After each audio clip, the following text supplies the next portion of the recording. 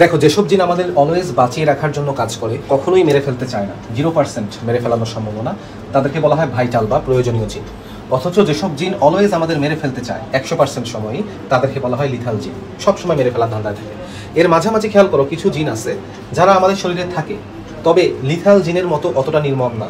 অর্থাৎ তারা আমাদেরকে মেরে ফেলতে পারে, বাট সেই মেরে ফেলার সম্ভাবনা হচ্ছে 50% প্লাস, 100% না। কিন্তু 100% হলে লিথাল জিন বলা হবে। যদি 100%-এর চেয়ে কম হয় মেরে ফেলার চান্স, সেটাকে বলা হবে সেমি লিথাল জিন।